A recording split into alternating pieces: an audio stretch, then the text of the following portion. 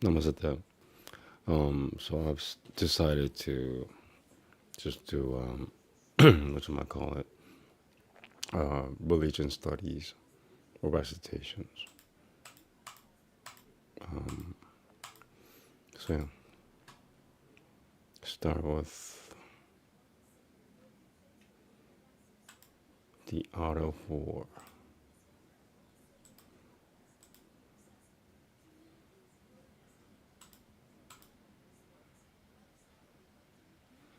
Okay.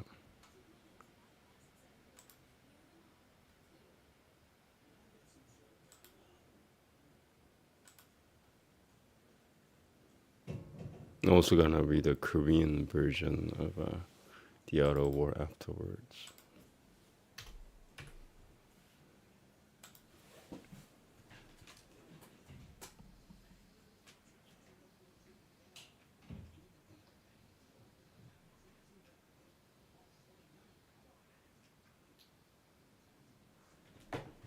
Okay, here we go.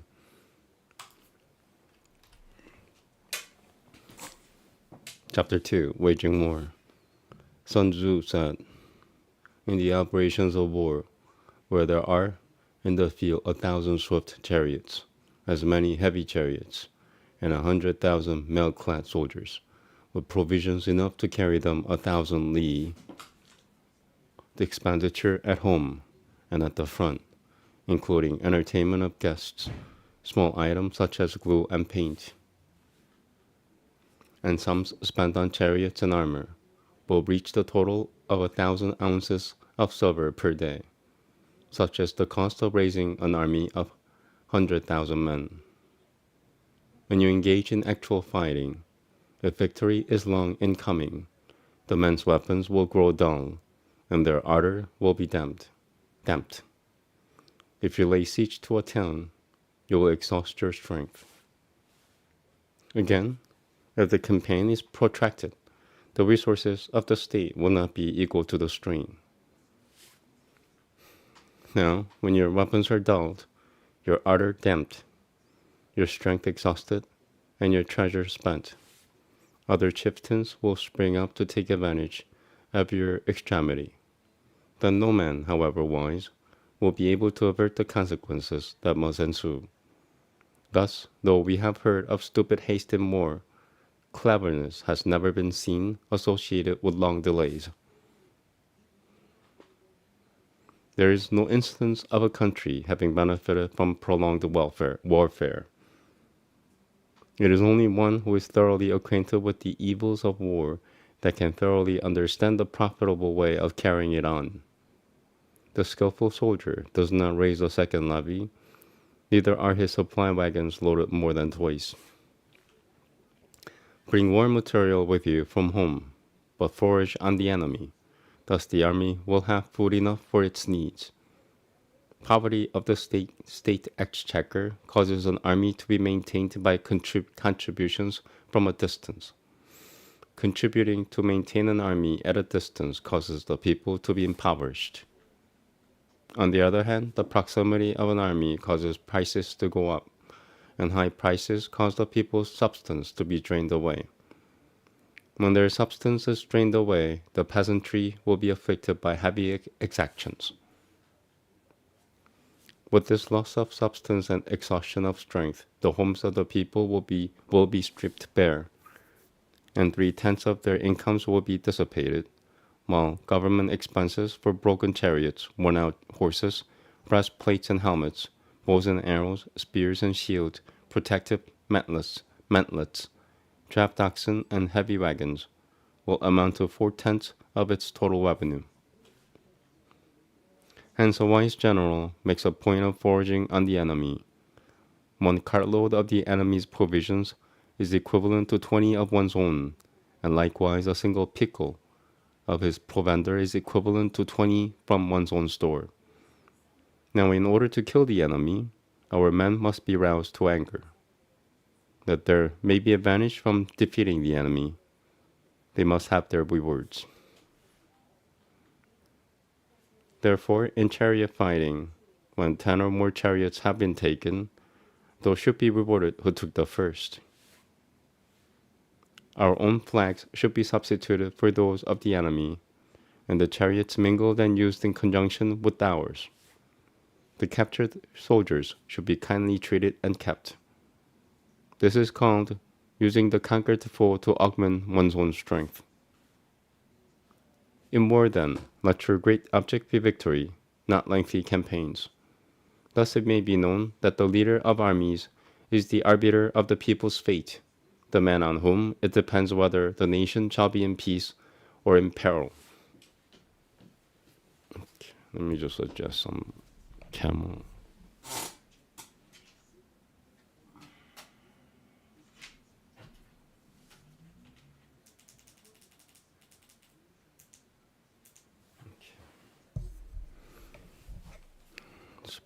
Yeah, a little better.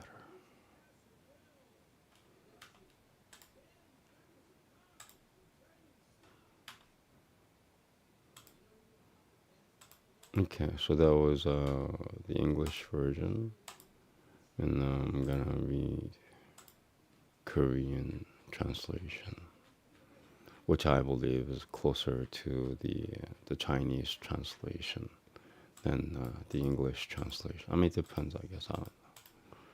Just my opinion. All right, here we go.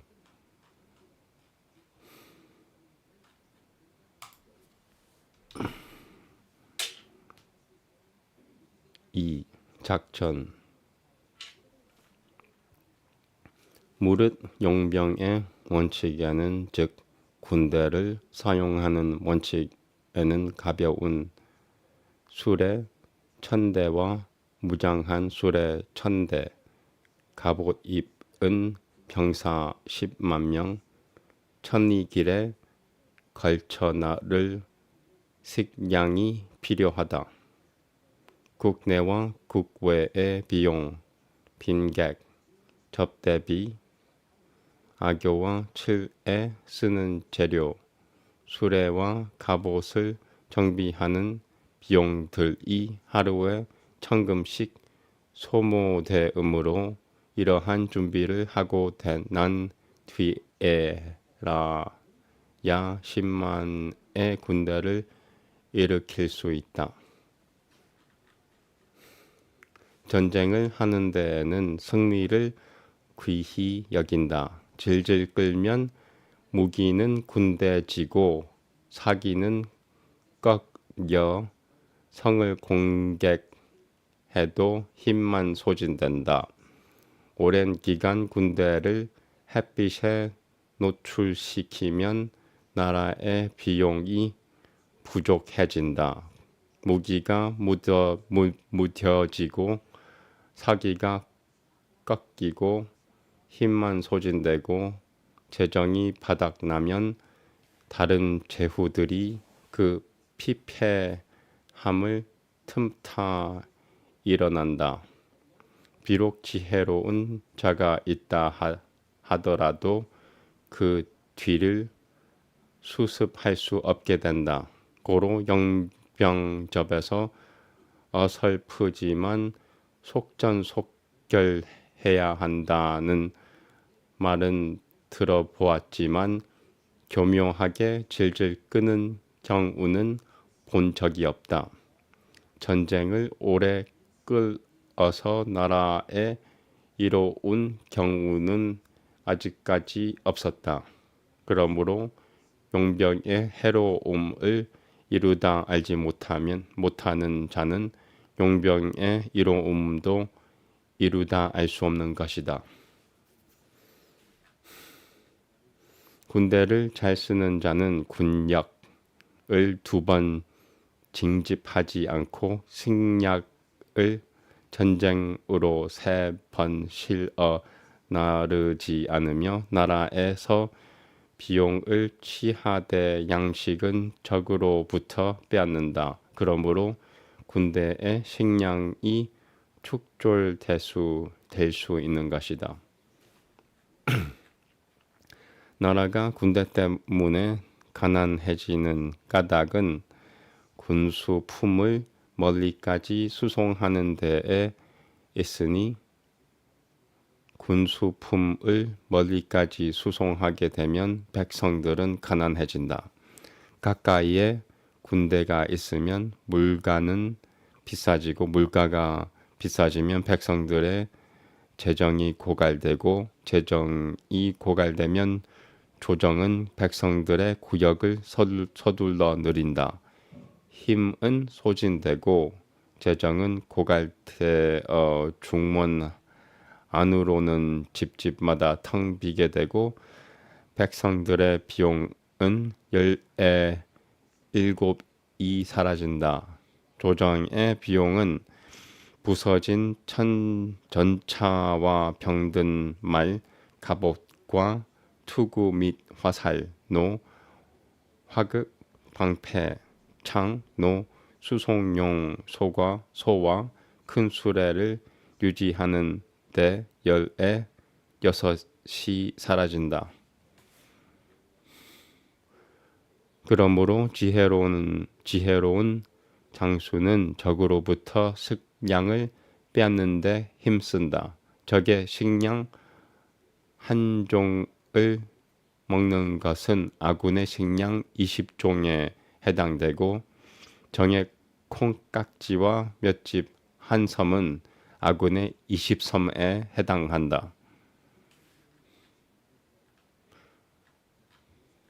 그러므로 적을 죽이고자 한다면 적게 힘을 갖게 만들어야 한다. 병사들이 적의 재물을 탈취하는 것은 포상으로 받는 재물 때문이다. 그러므로 전차전에서 적의 전차 10대 이상을 획득하면 가장 먼저 전차를 획득한 자를 포상한다. 포획한 전차는 깃발을 바꾸어 달라 아군의 전차와 섞어서 사용하고 포로로 잡은 병사는 잘 대우해 아군으로 양성한다. 이것이 적에게 승리하면 알수록 더욱 강해진다고 말하는 것이다. 적의 물자를 포획하기 위한 심리 전술과 포획한 적으로부터 얻은 재물의 사용법에 대해 설명하고 있다. 적에 대한 적개심 구축과 물질적 보상은 전애를 유지하기 위한 중요한 책약이다. Last section.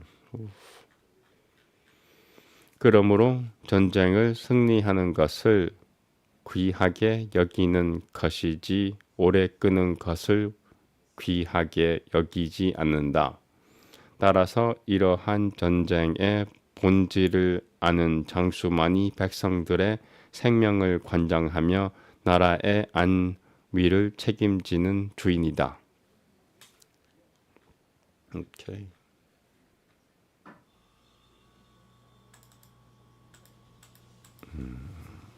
Chapter 3 next time.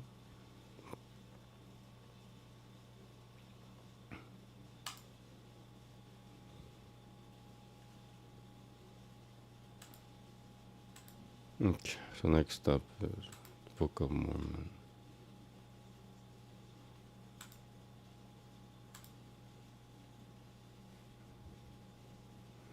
Do I need a break?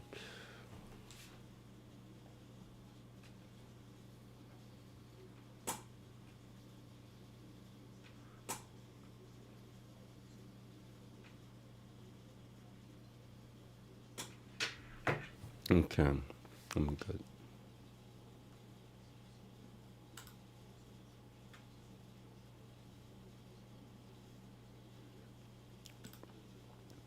So it's now chapter 5.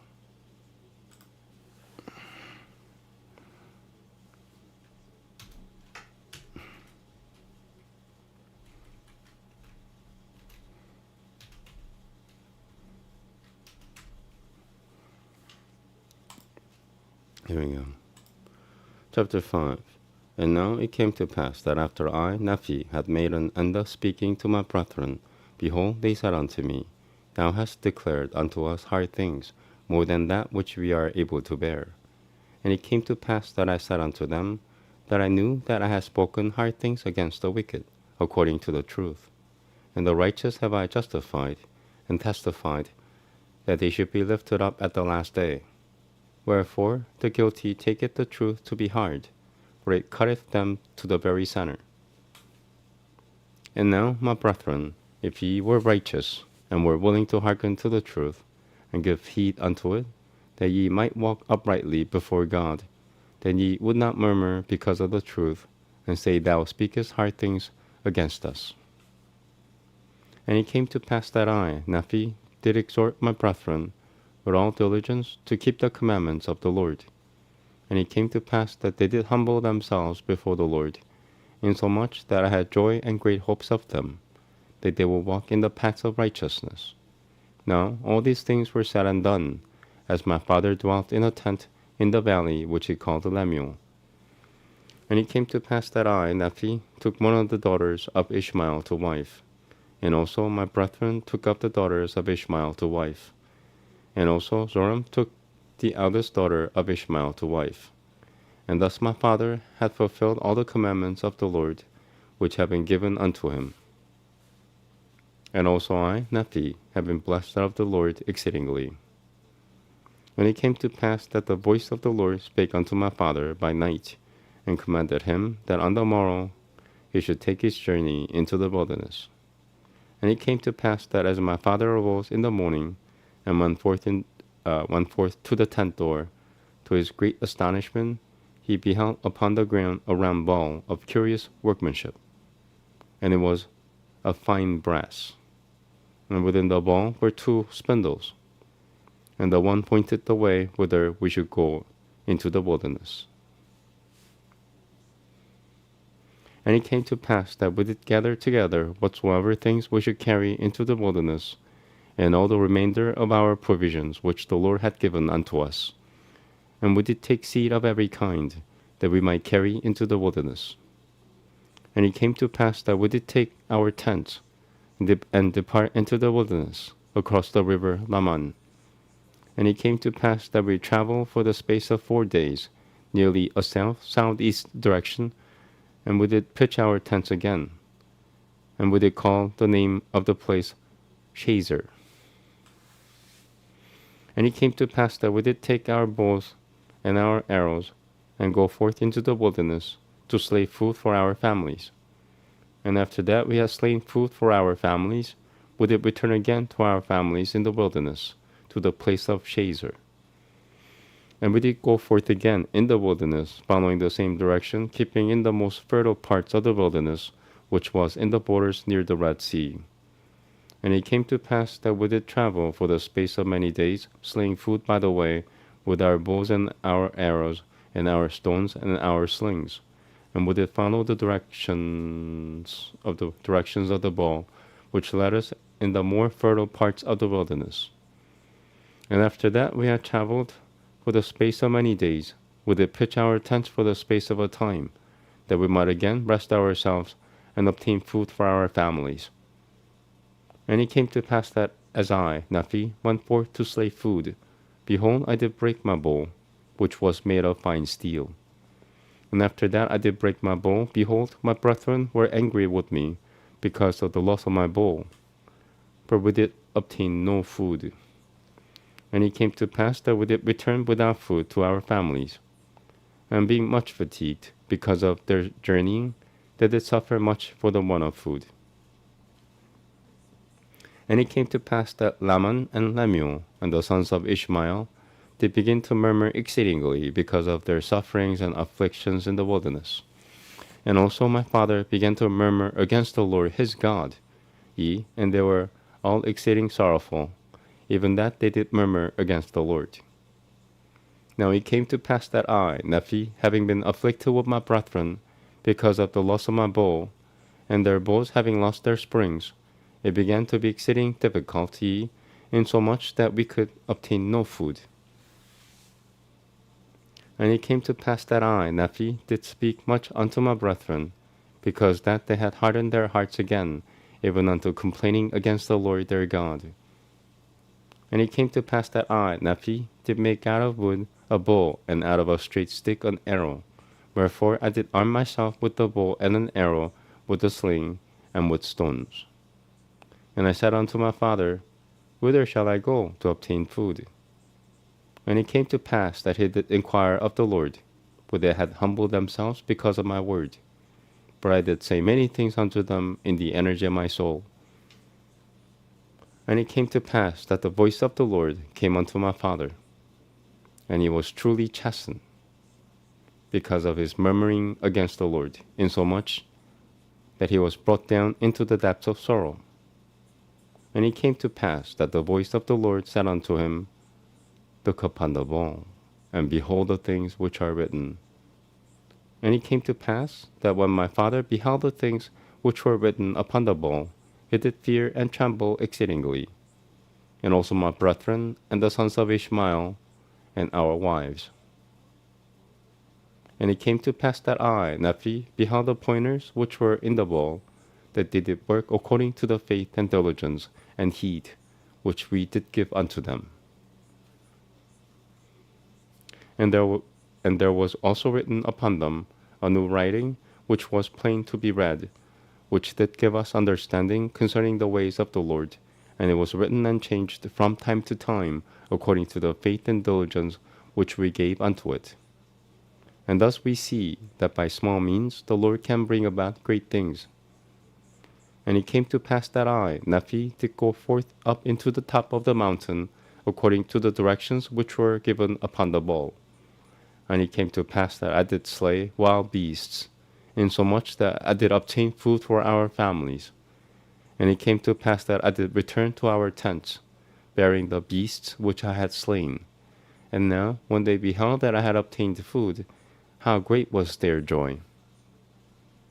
And it came to pass that they did humble themselves before the Lord, and did give thanks unto him. And it came to pass that we did again take our journey, traveling nearly the same course as in the beginning. And after that we had traveled for the space of many days, we did pitch our tents again, that we might tarry for the space of a time. And it came to pass that Ishmael died, and was buried in the place which was called Nahom. And it came to pass that the daughters of Ishmael did mourn exceedingly because of the loss of their father, and because of their afflictions in the wilderness. And they did murmur against my father, because that he had brought them out of the land of Jerusalem, saying, Our father is dead, and we have wandered much in the wilderness, and we have suffered much affliction, hunger, thirst, and fatigue. And after all these sufferings, we must perish in the wilderness with hunger. And thus they did murmur against my father, and also against me. And they were desirous to return again to Jerusalem. And Laman saith unto Lemuel, and also unto the sons of Ishmael, Behold, let us slay our father, and also our brother Nephi, who had taken it upon him to be our ruler and our teacher for his other brethren. Now he saith that the Lord hath talked with him, and also that angels hath ministered unto him. But behold, we know that he lieth unto us, and he telleth us these things, and he worketh many things by his cunning arts, that he may deceive our eyes, thinking perhaps that he may lead us away into some strange wilderness. And after that he hath led us away, he hath thought to make himself a king and a ruler over us, that he may do with us according to his will and pleasure. And after this manner did my brother Laman stir up their hearts to anger. And it came to pass that the Lord was with us. Even the voice of the Lord came and did speak many words unto them, and did chasten them exceedingly. And after that they were chastened by the voice of the Lord.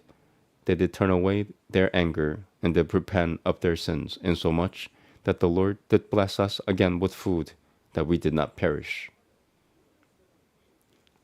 And it came to pass that we did again take our journey in the wilderness, and we did travel nearly eastward from that time forth. And we did travel and wade through much affliction in the wilderness, and our women did bear children in the wilderness. And so great were the blessings of the Lord upon us, that while we did live upon raw meat in the wilderness, our women did give plenty of stock for their children, and were strong, even like unto the men. And they began to bear their journeyings without murmurings. And thus we see that the commandments of God must be fulfilled. And if it so be that the children of men keep the commandments of God, he doth nourish them and strengthen them, and provide means whereby they can accomplish the thing which he hath commanded them. Wherefore he did provide means for us while we did sojourn in the wilderness, and we did sojourn for the space of many years, even 8 years in the wilderness. And we did come to the land which we called Bountiful, because of its much fruit, and also wild honey. And all these things were prepared of the Lord, that we might not perish. And we beheld the sea which we called Irayantum, which being interpreted as many waters. And it came to pass that we did pitch our tents by the seashore, and notwithstanding we have suffered many afflictions and much difficulty, even so much that we cannot write them all, we were exceedingly rejoiced when we came to the seashore, and we called the place Bountiful, because of its much fruit. How long is this? I don't know. I'm gonna probably stop soon. And it came to pass that after I, Naphi, had been in the land of Bountiful for the space of many days, the voice of the Lord came unto me, saying, Arise and get thee into the mountain. And it came to pass that I arose and went up into the mountain, and cried unto the Lord. And it came to pass that the Lord spake unto me, saying, Thou shalt construct a ship, after the manner which I shall shew thee, that I may carry thy people across these waters. And I said, Lord, whither shall I go, that I may find ore to molten, that I may make tools to construct the ship, after the manner which thou hast shewn unto me? And it came to pass that the Lord told me whither I should go to find ore, that I might make tools. And it came to pass that I, Naphi, did make bellows wherewith to blow the fire of the skins of beasts. And after that I had made bellows, that I might have wherewith to blow the fire. I did smite 2 stones together, that I might make fire, for the Lord had not hitherto suffered that we should make much fire, as we journeyed into the wilderness. For he saith, I will make that thy food shall become sweet, that ye cook it not. And I will also be your light in the wilderness, and I will prepare the way before you, if it so be that ye shall keep my commandments. Wherefore, inasmuch as ye shall keep my commandments, ye shall be led towards the promised land, and ye shall know that it is by me that ye are led. And the Lord said also that after ye have arrived to the promised land, ye shall know that I, the Lord, am God, and that I, the Lord, did deliver you from destruction, that I did bring you out of the land of Jerusalem. Wherefore I, Nephi, did strive to keep the commandments of the Lord, and I did exhort my brethren to faithfulness and diligence. And it came to pass that I did make tools of the ore which I did molten out of the rock. And when my brethren saw that I was about to build a ship, they began to murmur against me, saying, Our brother is a fool, for he thinketh that he can build a ship. And he also thinketh that he can cross these great waters. And thus my brethren did complain against me, and were desirous that they might not labor, for they did not believe that I could build a ship, neither would they believe that I was instructed of the Lord. And now it came to pass that I, Nephi, was exceeding sorrowful because of the hardness of their hearts. And now, when they saw that I began to be sorrowful, they were glad in their hearts, insomuch that they did rejoice over me, saying, We knew that ye could not construct a ship, for we knew that ye were lacking in judgment. Wherefore thou canst not accomplish so great a work, and thou art like unto our father, led away by the foolish imaginations of his heart. He hath led us out of the land of Jerusalem, and we have wandered in the wilderness for these many years, and our women have toiled, being big with child, and they have borne children in the wilderness, and suffered all things save it were death. And it would have been better that they had died before they came out of Jerusalem than to have suffered these afflictions. Behold, these many years we have suffered in the wilderness, which time we might have enjoyed our possessions, and the land of our inheritance, and we might have been happy. And we know that the people which were in the land of Jerusalem were a righteous people, for they kept the statutes and the judgments of the Lord, and all his commandments according to the law of Moses. Wherefore we know that they are a righteous people, and our Father hath judged them, and hath led us away, because we would hearken unto his words. Yea, and our brother is like unto him. And after this manner of language did my brethren murmur and complain against us. And it came to pass that I, Nephi, spake unto them, saying, Do ye believe that our fathers, which were the children of Israel, would have been led away out of the hands of the Egyptians, if they had not hearkened unto the words of the Lord? Do ye suppose that they would have been led out of bondage, if the Lord had not commanded Moses that he should lead them out of bondage?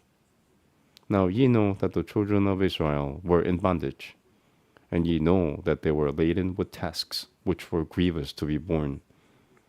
Wherefore ye know that it must needs be a good thing for them that they should be brought out of bondage. Now ye know that Moses was commanded of the Lord to do that great work. And ye know that by his word the waters of the Red Sea were divided hither and thither, and they passed through on dry ground. But ye know that the Egyptians were drowned in the Red Sea, which were the armies of Pharaoh. And ye also know that they were fed with manna in the wilderness.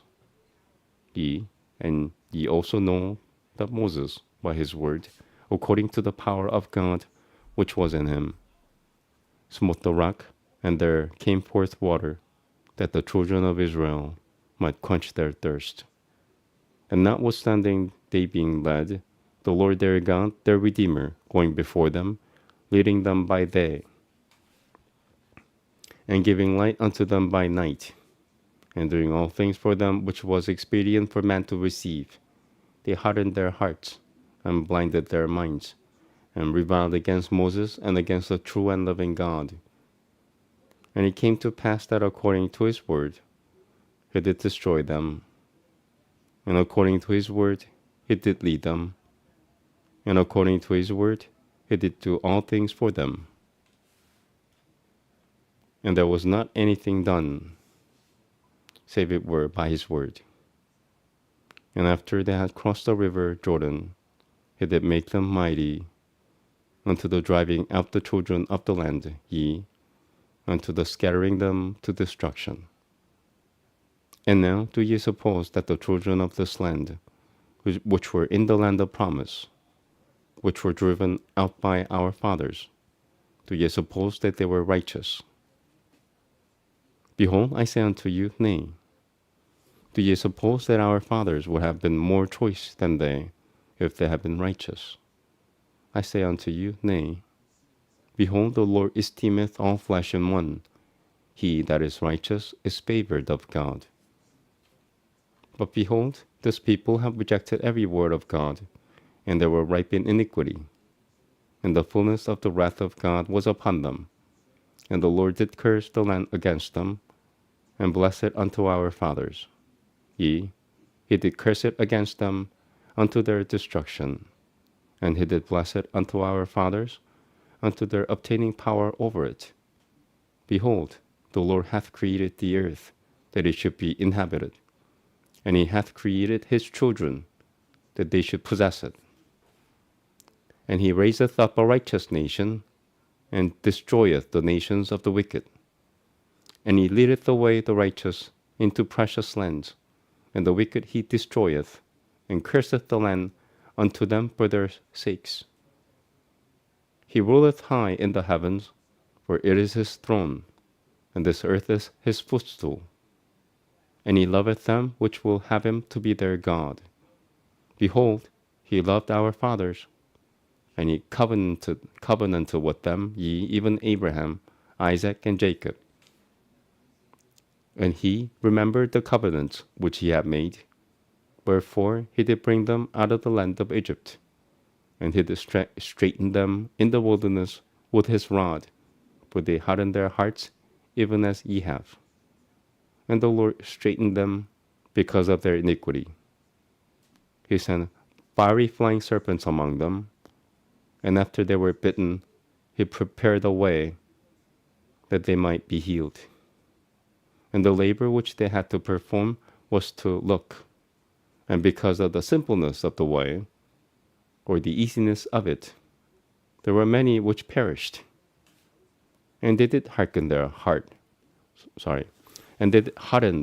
from time to time, and they did revile against Moses and also against God.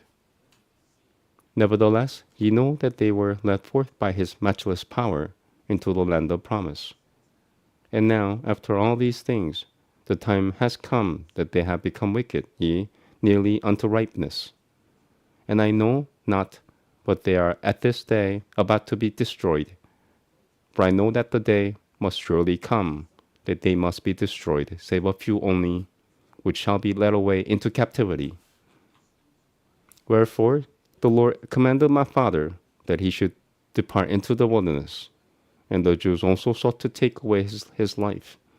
And ye also have sought to take away his life. Wherefore ye are murderers in your hearts, and ye are like unto they. Ye are swift to do iniquity, but slow to remember the Lord your God. Ye have seen an angel, and he spake unto you. Ye have heard his voice from time to time. And he hath spoken unto you in a still small voice, but ye were past feeling, that ye could not feel his words. Wherefore he hath spoken unto you like unto the voice of thunder, which did cause the earth to shake as if it were to divide asunder. And ye also know that by the power of his almighty word he can cause the earth that it shall pass away. And ye know that by his word he can cause that rough places be made smooth, and smooth places shall be broken up. Oh then, why is it that ye can be so hard in your hearts? Behold, my soul is rent with anguish because of you, and my heart is pained. I fear lest ye shall be cast off forever. Behold, I am full of the Spirit of God, insomuch as if my frame had no strength. And now it came to pass that when I had spoken these words, they were angry with me, and were desirous to throw me into the depths of the sea. And as they came forth to lay their hands upon me, I spake unto them, saying, In the name of the Almighty God, I command you that ye touch me not, for I am filled with the power of God, even unto the consuming of my flesh. And whoso shall lay their hands upon me shall wither even as a dried reed, and he shall be as naught before the power of God, for God shall smite him. And it came to pass that I, Nephi, saith unto them, that they should murmur no more against their father, neither should they withhold their labor from me, for God had commanded me that I should build a ship. And I saith unto them, if God had commanded me to do all things, I could do it. If he should command me that I should say unto this water, Be thou earth, it should be earth. And if I should say it, it will be done. And now, if the Lord hath such great power, and hath wrought so many miracles among the children of men, how is it that he cannot instruct me that I should build a ship? And it came to pass that I, Nephi, said many things unto my brethren, insomuch that they were confounded, and could not contend against me. Neither durst they lay their hands upon me, nor touch me with their fingers, even for the space of many days. Now they durst not do this, lest they should wither before me. So powerful was the Spirit of God, and thus it had wrought upon them. I might stop right here. 47. I want to see how long the chapter is. If it's just a few more pages, I might finish it. But if not, Yeah, I think I'm gonna stop right here. Okay. Yeah, 10, like 8 more pages. No, I'll do that next time. 47.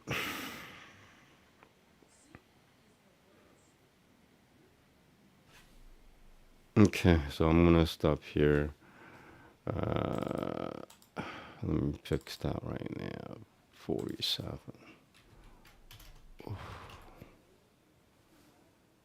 Okay, I still have to do Caitanya Caritamrita. Take a little break.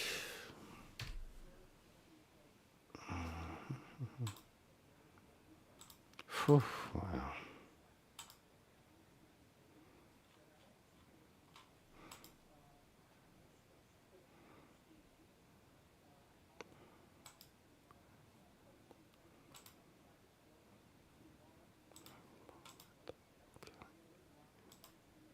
Okay.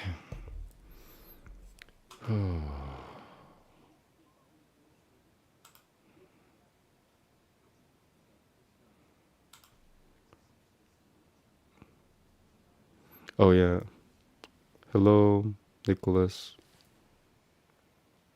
the Prince of Egypt, Waylon Barbaros. Interesting.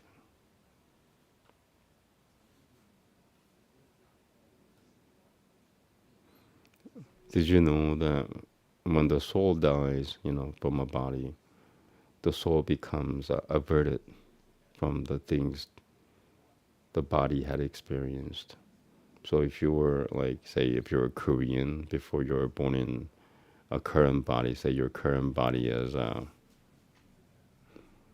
Canadian, you might not like Korean things because death makes aversion of things. So it just your nerves behave like oh, I don't want that. So if you liked coffee in your past life, you might not like coffee in this life. That kind of thing. Not always, but just give people an idea what is a past life.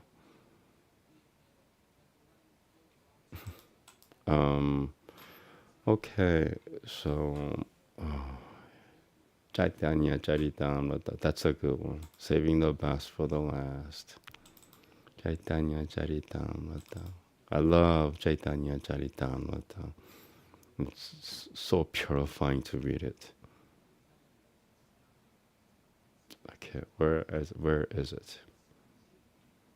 Oh yeah, sorry. I think I got it. A verdicta versum. Your words make me think. I'm just gonna utter whatever's written and try to think. Okay, next up was Chaitanya Charitamrita. And it gives me where I'm supposed to be. 9132. Voila. Okay. Now I have to adjust my window. Yay. I'm getting better. Chapter 4. So that's, I finished. X means, I'm funny. X means I finished that chapter. So now I'm up to chapter 4. All right.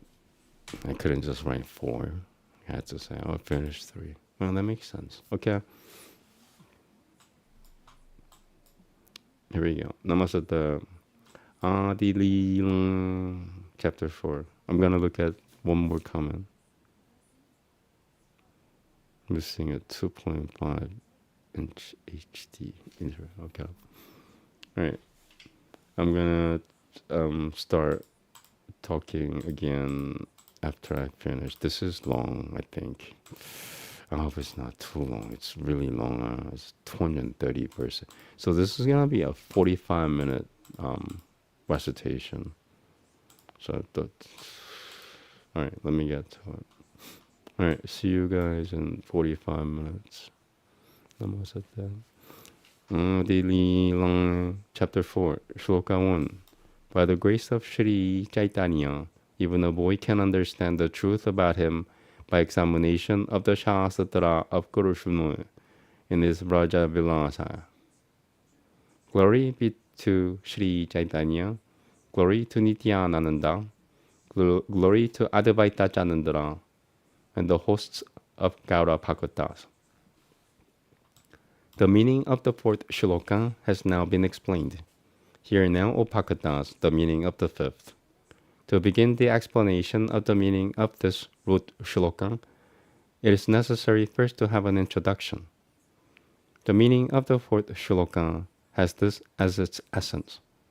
This avatara is to expound the name and Brahma throughout the world. This is a true cause of the avatara, but it is also an external cause. Hear now of the other, the internal cause. In former times, when the burden of the earth became oppressive, Guru Shunu became incarnated.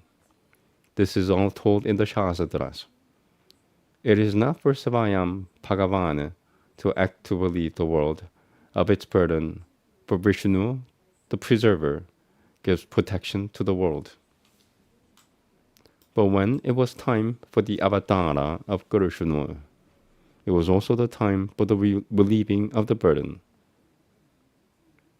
For when the Svayam Bhagavan descends, all avatars come latent within him. Thus Narayana, the four vyuhas, the fish, and all other avatars, the Yuga and Manambanantara avatars, all came and descended in the body of Guru Shunu. In this way did Guru Shunu, Svayam Bhagavan, descend. Therefore, Vishnu was at that time in the body of Guru Shunu, and it was Guru Shunu, by means of Vishnu, who conquered the Asuras. But this killing of demons was a secondary work. I will now tell you what the real purpose of this avatara was. The purpose of this avatara was to taste the sweetness of the juice of Brahmarasa, and to propagate among people the bhakti of the Raga Marga. Guru Shunu, the crest jewel of Rasikas, the epitome of mercy and grace, in the desire to be the source of these two things. All the world is caught up in to know my majesty, but I am not satisfied with Brahma toward my lifeless majesty. When one considers me as Ishvara and himself as insignificant, I am not subject to control by his Brahma. For in whatever bhava a Bhagata worships me, I reciprocate to him in that same bhava, for this is my nature. Shloka 2, Bhagavad Gita 411. Alright, I'm gonna read the whatchamacallit.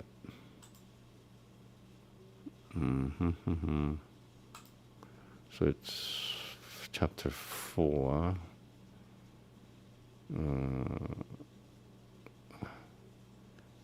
Bhagavad Gita. Not okay. You know what? Wow.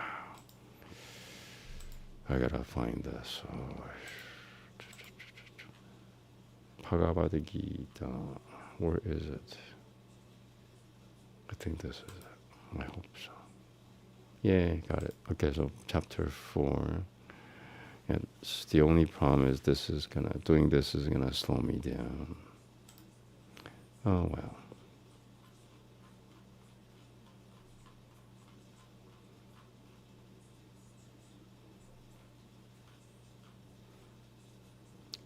For verse 11. Okay, I did find it. I found it. Okay, now switching windows.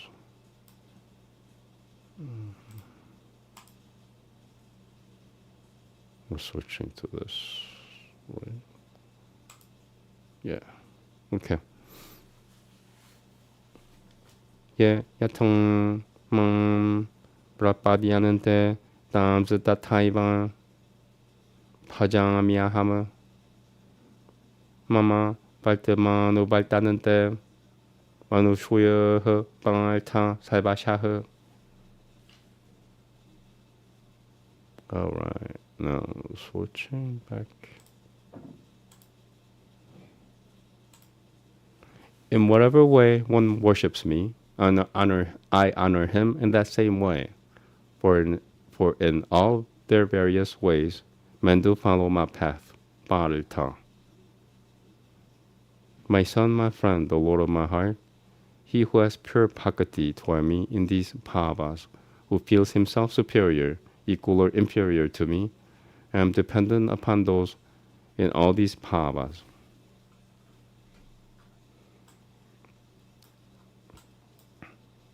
Shloka 3, Bhagavata Purana 10:82-44. All right. I'll find it quickly. 10:82.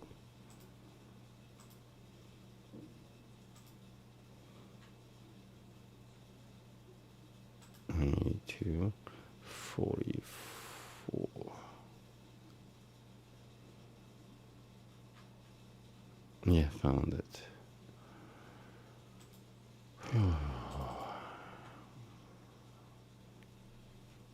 Switching. 82:44.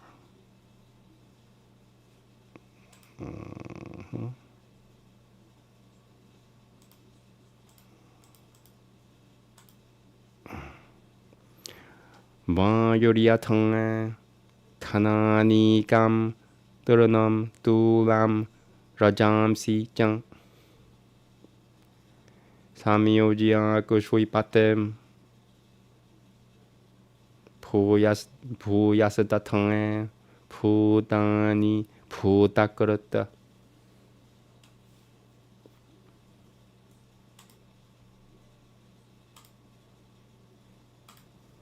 Okay.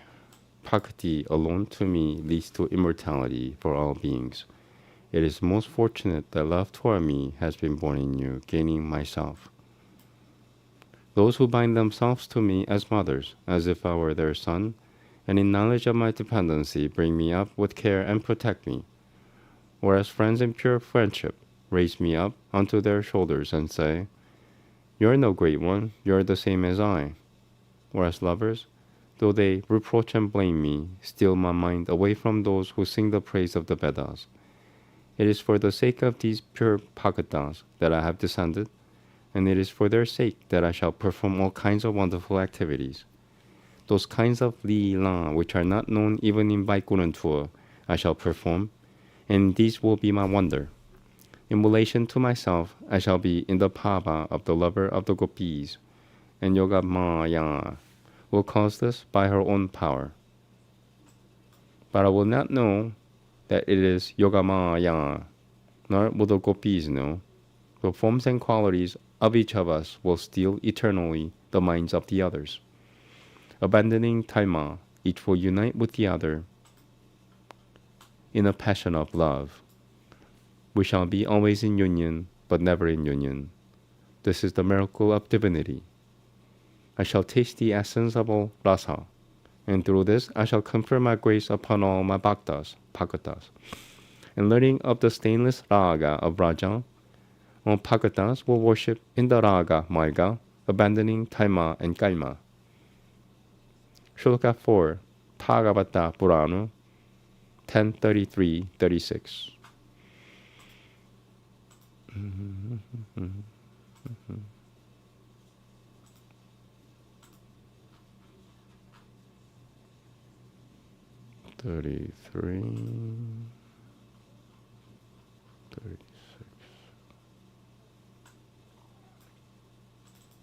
Okay. Switching.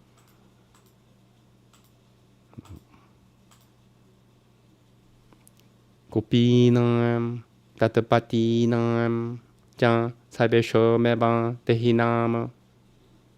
Yonan Tashe Charati, Sotiakushoha, Grida Neneha, Tehapak.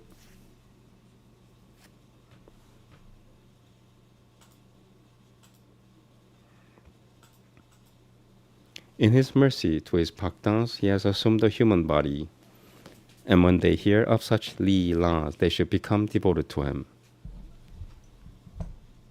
The verb bhavet is an optative of injunction and has this meaning, that this is certainly a duty, and that doing otherwise would be contrary to regulation. This desire, then, is the cause of the manifestation of Guru. The accompanying cause is the defeat of the Asuras. And in this way is Caitanya Guru, the Purna Bhagavan. The establishment of the Yuga-Dharma is not his task. He had Avatara first in his mind. The time appropriate for the establishment of the Yuga-Dharma was coincidental with this. There were two reasons why he descended with his Bhagatas: to taste Brahma within himself, and Namaste. He carried the Samkirtana even to the Chandulas, and in this way wove and threaded a garland of Nama and Brahma to be worn throughout the world. For this reason, I myself take on a Bhagata Bhava and preach and practice Bhagati. Tasya, Sakya, Vadasalya, and Shurangangara. There are 4 bhavas, receptacles of the 4 types of bhagatas. And each considers that his own bhava is the best of all. In his own bhava, he tastes the happiness of Guru. But when, being impartial, one judges the bhavas, he finds that in Shurangangara lies the greatest sweetness of all rasas. Shloka 5. Rupa Gosvami means Pakitira Samurata Sinan 2. 2.5. 38. This is in Bengali. Gradually there appears as a residue a certain sweet love for something which consists in the expansion of a special rasa. Thus I call its name Mathura rasa. Of this rasa there are 2 kinds, the Subhakiyana and Parakiyana bhavas. The greatest joy of rasa is that of the Parakiyana bhava, but there can be no occurrence of this anywhere except in Braja. This bhava of the women of Raja is boundless, and among these women the epitome of this bhava is in Sri Radha. This mature, stainless bhava is the best of all Brahma, and the source of tasting the sweetness of Guru. Sri Hari, as Gauranga, has taken that bhava unto himself, that in it he might fulfill his own desires. Shloka 6. Rupa Gosvami means Sitava Mala Caitanya Shirtoka 1, 2. These 2 are also in Bengali. The inaccessible fortress of the sovereign gods, the single great focus of the Upanishads, the ultimate sweetness of the crowds prostrated at his feet, and treasure of all the munis, the fulfillment of the love of all the lotus-eyed gopis, is Caitanya. Will he come again across the path of my eyes? Shloka 7. Rupa Gosvami means Stava Mangala Caitanya Shirtoka 2-3. May God, in the form of Caitanya, lavish his mercy on us, he who, curious to enjoy a certain shoreless sweetness of some group of loving men, after having praised the rasa, concealed his own luster while manifesting the other's splendor. To take upon himself that bhava and to establish that dharma is the basic cause, as I have described by the preceding shloka. Now hear the description of the assumption of that bhava. Regarding it, I shall explain the 5th shloka. I have properly introduced the 5th shloka. Now I shall tell the meaning of the verse.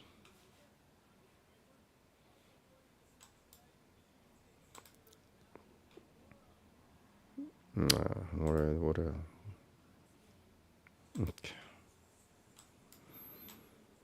Shloka 8. Sivaru Padamodaras Kaduchang. Rangatha is the manifested form of pure love for Krishna. She is his Huladini Shakti. Because of this, they have previously assumed different bodies on earth, although really one, but now they have become manifest under the name of Caitanya in order to attain to non-duality and oneness. Appraise the true form of Krishna, enveloped in the radiance of the Bhava of Radha. Thus, Radha and Krishna were one soul, but contained in two bodies. In their play with one another, they taste rasa. These two become one. Caitanya Gosvami. In order to taste rasa, the two became one. I have described all this before. From it, the greatness of Gauda is known. Radha is the highest development of love for Krishna. She is his Svarupa Shakti, called Huladini. Huladini causes Krishna to taste bliss. By Huladini, he nourishes his Bhaktas. The Svarupa of Krishna is made of Sattva, Chitta, and Ananda. His one Chitta Shakti also has three forms. The Ananda part is Huladini, the Sattva part is Sanantini, and the Chitta part is Samumvit, which is known as Jnana. Shloka 9, Vishnu Purana, 112.69. I don't have Vishnu Purana. Just one of. Okay, let me try to find Vishnu Purana. If I can't find it right away, I'm just gonna skip it.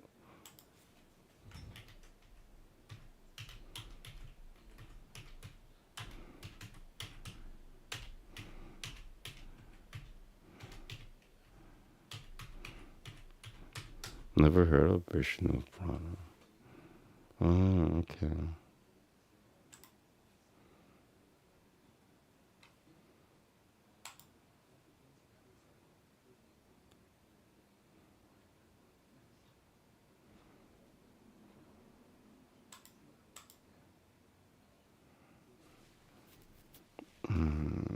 I don't know, you know, I'll skip it. It's too bad.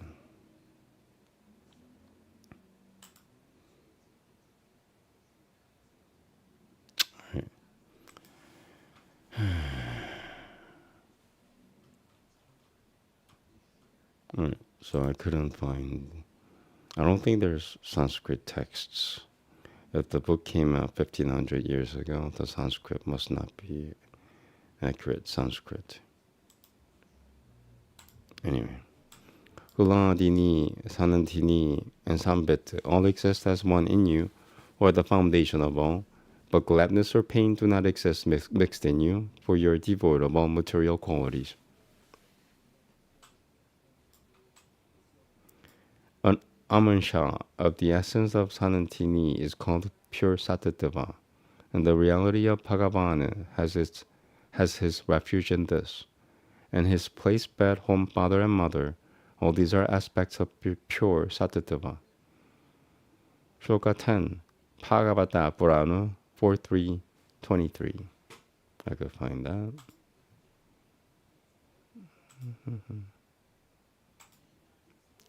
4.3.23. Got it.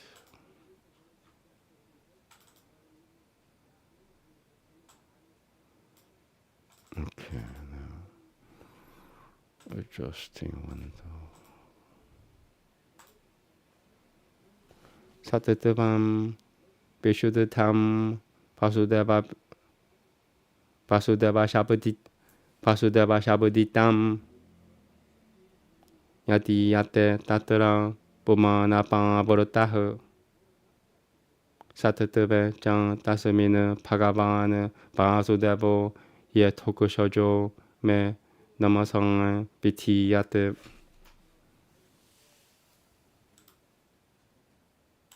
Alright. Inasmuch as pure Sattva is called Vasudeva, the person revealed in this Sattva is Bhagavan and Vasudeva, I obey Atokushoja in my thoughts. Knowledge of the Godhead of Guru Shunmui is the essence of Sambit. Knowledge of Brahma, etc., all are dependent upon it. The essence of Huladini is Brahma. The essence of Brahma is Pava. The highest state of Pava is called Mahapava. The true form of Mahapava is Rata Ta Kaguranui, the treasure house of all qualities, the quest jewel among all the lovers of Guru Shanui.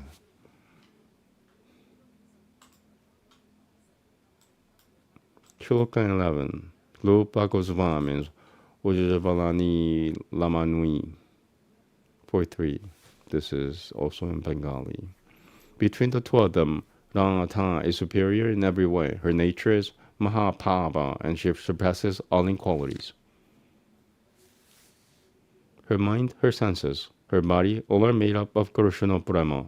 She is the Svarupa Shakti of Kurushana, and the companion of his pleasure. Shloka 12, Brahma Samhitange, 547. If I can't find this, I'm going to skip it. I should be able to.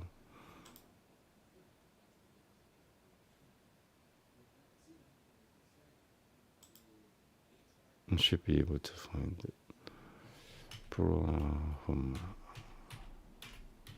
Samhita, Sanskrit.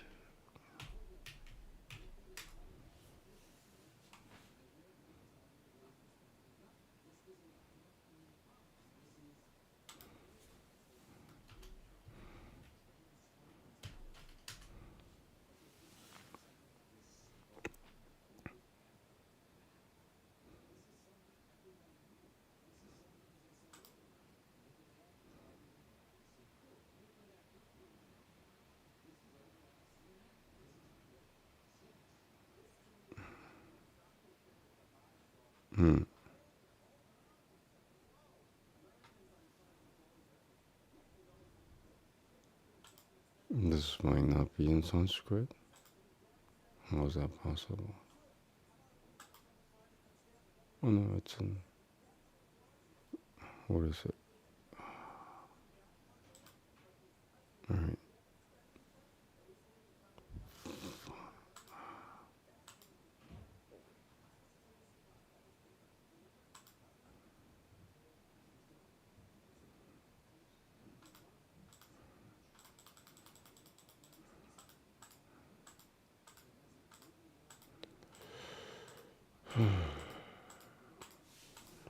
So when you're reading Caitanya Caritamrita, it's the best to have Sanskrit root documents to correspond with the text. Just my opinion. I don't think Brahma Samhita is an ancient text. Or if it is ancient, then it came out after, it came out in the last 2,000 years. I don't know. I'll never.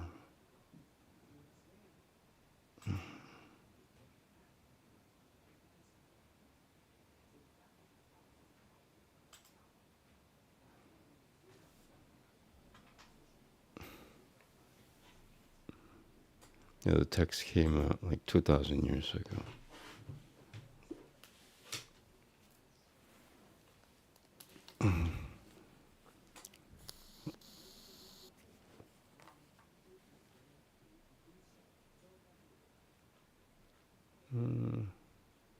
It's a prayer book. How come maybe there's no Sanskrit corresponding to this? Or if there is, it might not be pure Sanskrit. Sanskrit. Yeah, I can't find it. Is this it? Oh, nope.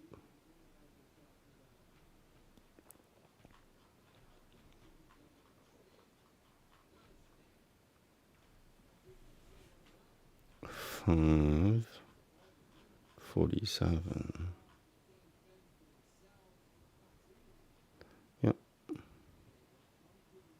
No such thing. I can't find it. Moving on.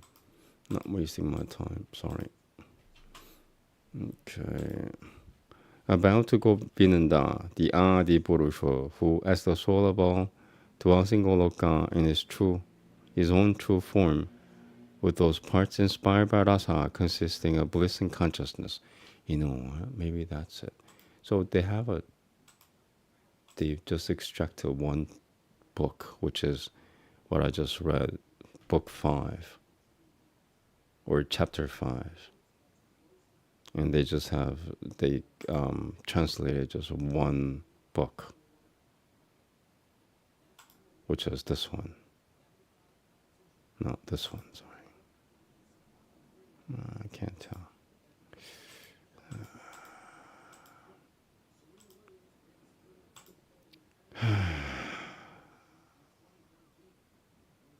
Brahma Samhita. Yes. Okay, so I found it. 47. I think I read the English. Yeah, I read the English translation. So I'm just gonna read the original Sanskrit. I think this is it. If it's not, then whatever. I'm not gonna stress it. So yeah, this is Brahma Samhita, chapter 5, verse 47. Yahu Karanol Novajale Pajati Sema Yoganidra Manananta Jagadanando Saromaku Pahu Yoganidra Manananta Jara Nananta Jaga Yoganidra Manananta Jagadanando Saromaku Pahu Yoganidra Manananta Jagadanan Yoganidra Manananta Yoganidra Manananta Jagadananda Saromaku Pahu Tara Shakti Ma Balamambiyan Tara Shakti Ma Balamambiyan Param Sivamultim Govinandama Di Purusham Tamaham Pajami.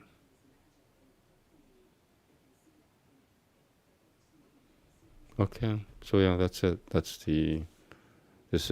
So they have Sanskrit text for chapter 5 online only, and I just read that. Okay, moving on. Here the description of how they cause Kurushunu to taste rasa and how they assist him in the sport. We see that the consorts of Kurushunu are of 3 kinds. One is the Lakushimis, the second like the Mahashwis and Pura, and the epitome of all these consorts, the beautiful women of Vraja. And all these consorts emanate from Ratikāya, just as the avatars emanate from Kurushunu, the source of all avatars. So too from Radha are her constituent parts manifest as companions. The Lakushimis are partial manifestations of her glory. The Mahishwis are the manifestations of the true form of her glory. The Vrajadevis are of various natures and forms. They are her Kaya Vyuha, forms and causes of her Rasa. Oops. Without many consorts. Oh wait, I forgot to.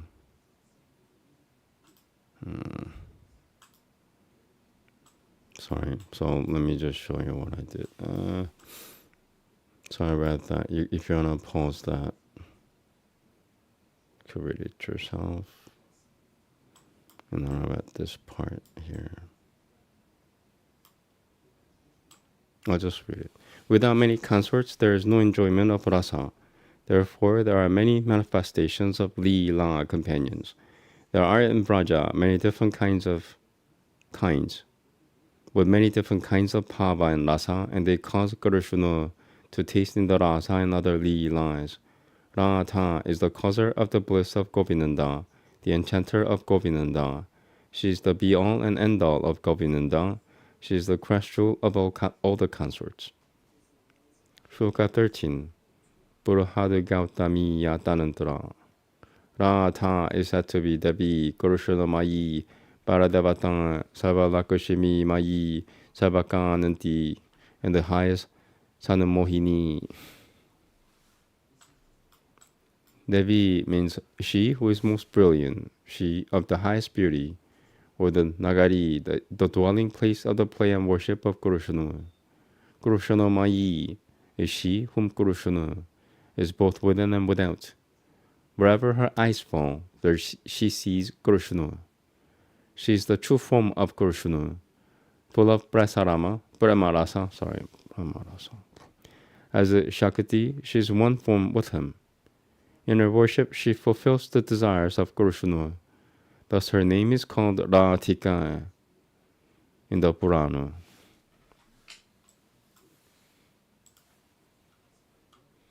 Shloka 14, Bhagavata Purana, 10:30-28. Starting to get tired. Should I keep going? Should I stop? I'll go for maybe 15 more minutes. Alright, so Bhagavata Purana 10:30.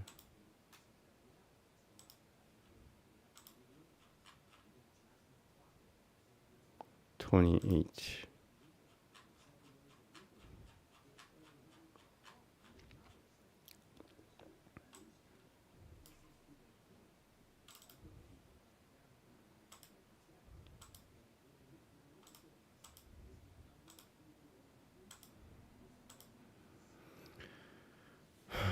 Namaste.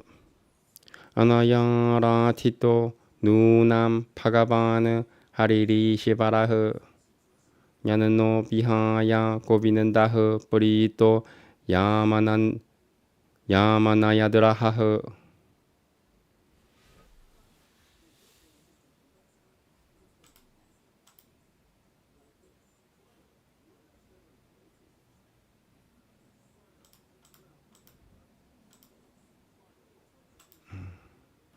Surely the Bhagavan Hari was worshipped by her, so that he abandoned us and happily led her away in secret. Thus she is to be worshipped by all as the highest goddess. She is the preserver of all things and the mother of the world. I have explained the term Sarva Lakshmi previously. She is the abode of all the Lakshmis, or Sarva Lakshmi can also be the 6 divine attributes of Krishna. She is the Shakti, which is the abode of those, the best of all the Shaktis. In her reside all beauty and all splendor. The charm of all the Lakshmis emanates from her. And in the word Kananti is all the desire of Krishna. All the desires of Krishna rest in Radha. And Radha fulfills all the desires of Krishna. This is the meaning of Sarvakananti.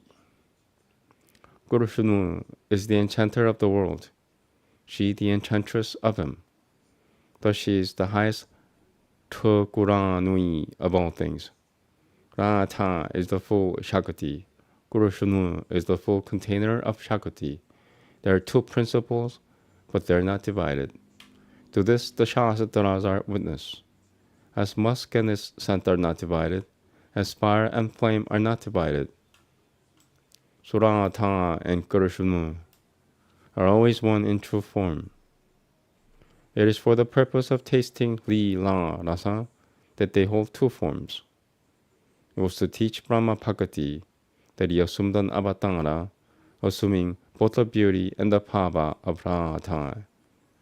And he made avatara in the form of Krishna Caitanya. This is the meaning of the 5th shloka. Before explaining the meaning of the 6th, I shall first sketch the argument. Prabhu descended, preached Sankirtana. This was the external cause, which I have mentioned before.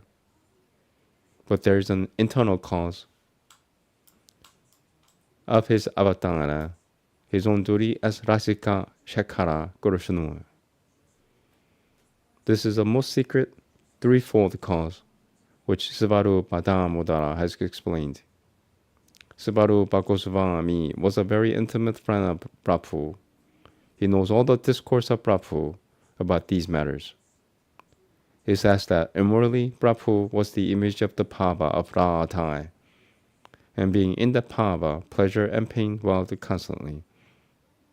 In his final line, he was mad with the pain of separation from Krishna. His days were full of delusions, and he raved like a madman. Prabhu remained day and night in the same bhava of madness that Radha felt at the sight of Uddhava. He would rave in the night, hanging on the neck of Svarupa. In fits of passion, he would openly declare his own bhava. And when any bhava rose up in the heart of Prabhu, Damodara would soothe him with shlokas and songs of the same bhava. But there's no necessity to describe all these things now. I shall describe them in detail later. Formerly in Braja, there were three kinds of taimas of Krishna, corresponding to his 3 ages: Kamara, Bhagavanandua, and Gaishara, which is of the most profound significance. His childhood was made fruitful by the affection of his parents. His boyhood was made fruitful by the friendship of his companions.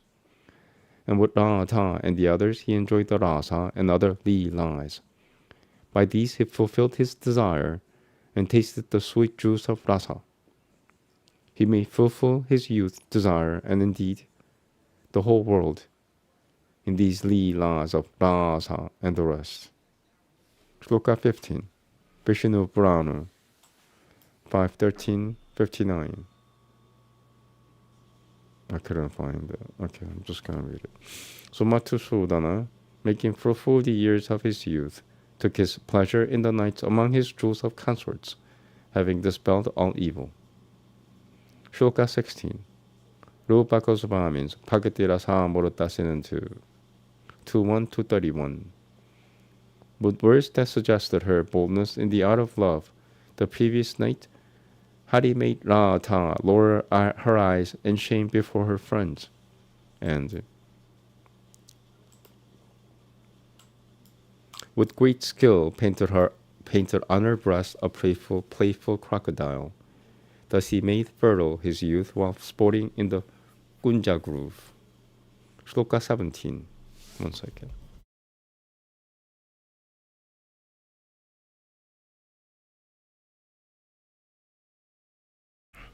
Rupa Goswami's Vidagatamātava 7:5.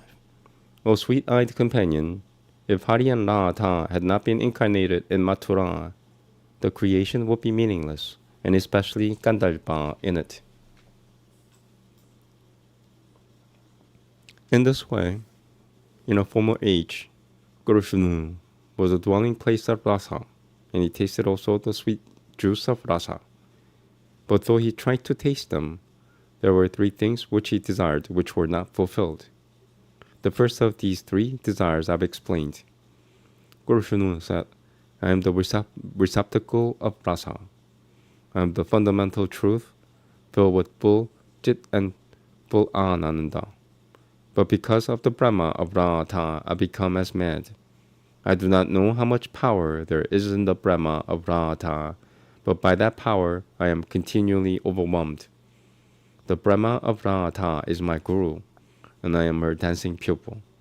She makes me dance in many strange and wonderful ways. Shloka 18. Krishna Dansa Kabirajas Govinda Lila Murata 877. This is not in Sanskrit.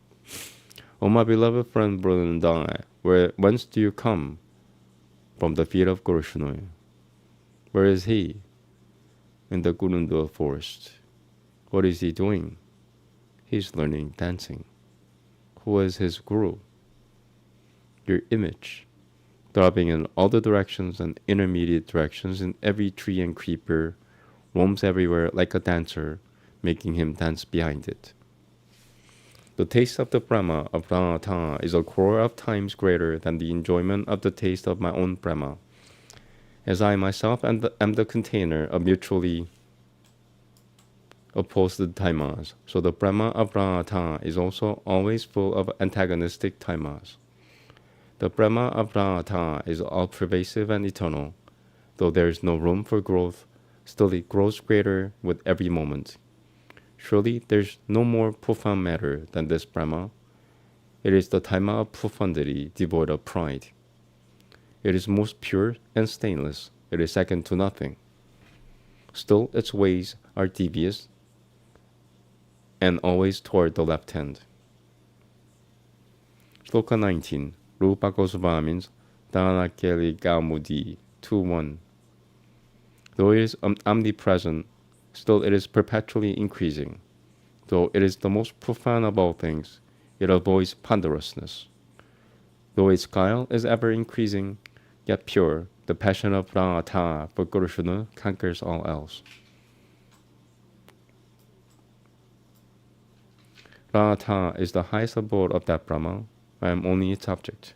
I taste that joy which is of the type which an object of love tastes, but the joy of her who contains that is a crore of times greater than mine. My heart longs to gain that joy which the container of love gains, but eagerly I cannot taste it. Indeed, how could I? If I could be the container of this Brahma, I could experience the bliss of that Brahma. Thinking thus, Guru Shanu remained full of eager desire. The desire for the taste of Brahma spread blazing in his heart. This then is the first. Hear now the nature of another desire. Seeing his own sweetness, Guru Shanu pondered in this way. I want to check how many more verses are there. 12:30. So I might want to stop pretty soon.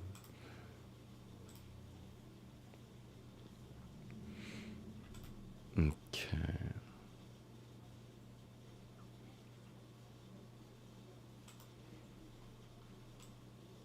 I'm gonna say I stopped at 117. That's what I'll do. So that's it. Thank you very much. Verse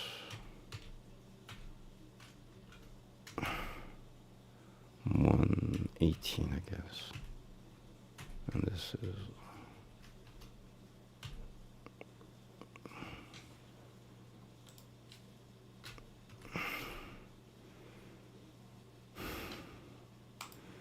okay. Thank you very much. I'm gonna chant for 1 hour here.